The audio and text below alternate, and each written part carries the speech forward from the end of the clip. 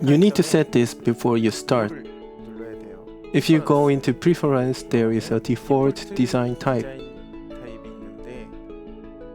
It's set to part design by default. It's more convenient to change it to hybrid design because you need to convert all bodies into components later to create a cutlist and a BOM. And never forget to save your project before you start. I'm planning to build a workbench that is 1200 by 1800 millimeters. I'm planning to use multiple layers of 12 millimeters plywood for the tabletop and 2x4 lumber for the frame. Since 2x4 lumber is 38 by 89 millimeters in Korea, I have designed it accordingly. I draw the lines at 38 millimeters for the frame, as 2x4 lumber bears more load when oriented along its long axis. I often draw these diagonal lines to find the center of a rectangle. This is where the stretcher will go. To do this, I draw a center-oriented rectangle at the center point I located. Now, I will create the tabletop. I'm going to use 12mm plywood for the tabletop because it was the most budget-friendly option I could get nearby. I extruded twice because I wanted it to be 24mm thick. Here's a quick tip. Make sure to select new components so the bodies don't merge together. I kept the 325mm clearance for the tabletop, matching the height of my table saw. One more tip, always name your components right after creating them. I am planning to set the total height at 880mm. I extruded from 880mm below the top surface down to the underside of the tabletop. Using these linked dimensions make the whole design process so much more flexible and efficient. I designed the legs for the table saw section the same way. And make sure you renamed it. And I'm going to design aprons.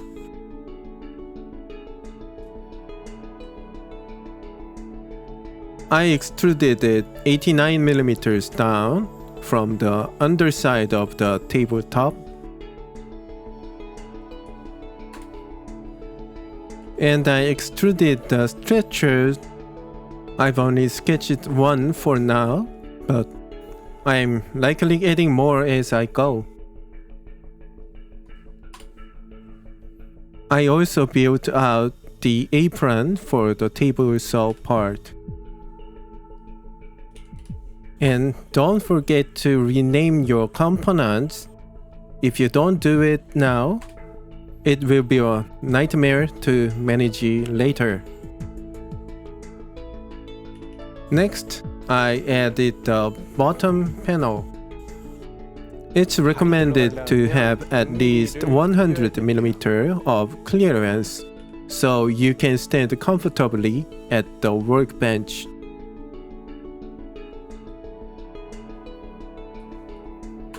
In this part, I designed the apron first and then created the tabletop later.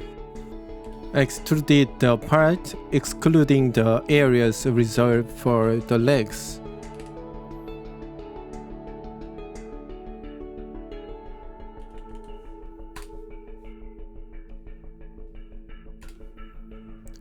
I also created the bottom panel for the table saw section in the same way.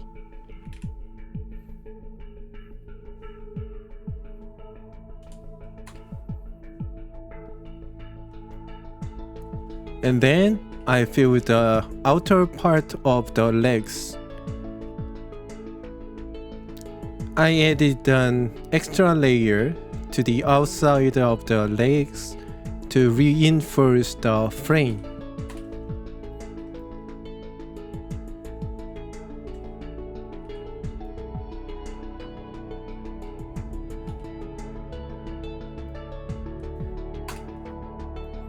I created a selection set for all the tabletops to make them easier to manage.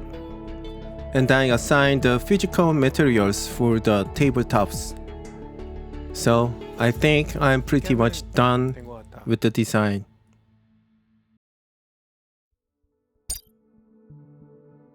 I installed a plugin to help me generate a Cutlist BOM. If you go to Utilities and click on Add-ins, it will take you right to the website to find your apps. From there, I'm going to install an app called Mapboard Pro. It was $24.99. It is not too expensive and really useful. I highly recommend it. And don't forget to toggle the app on.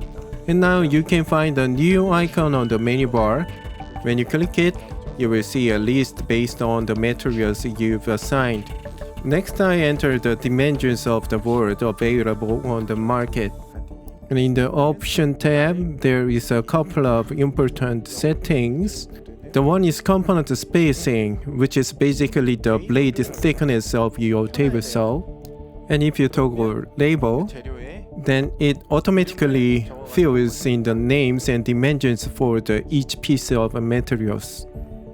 After clicking OK, everything is laid out flat. And then I will give you a total count of all the materials required.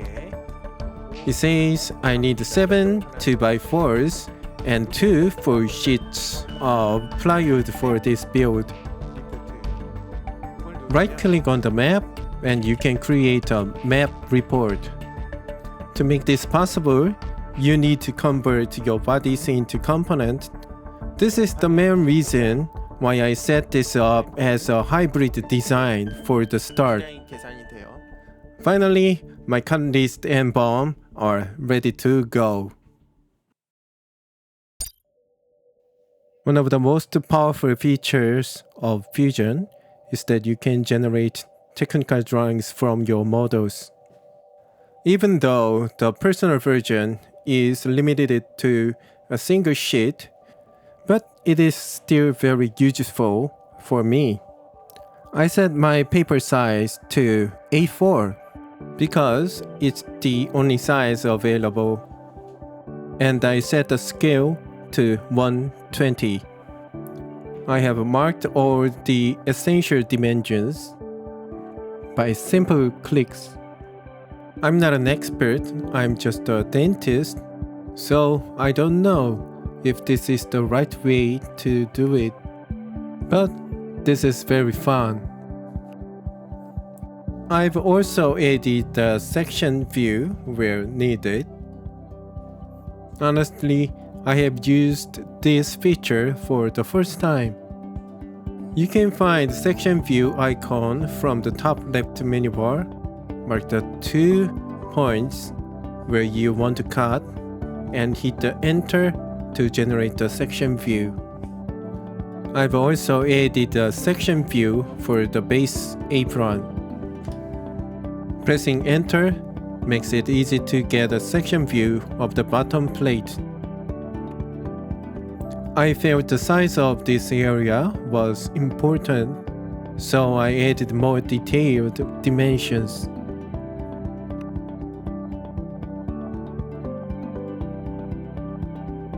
I marked where the stretcher goes, measuring from the left edge.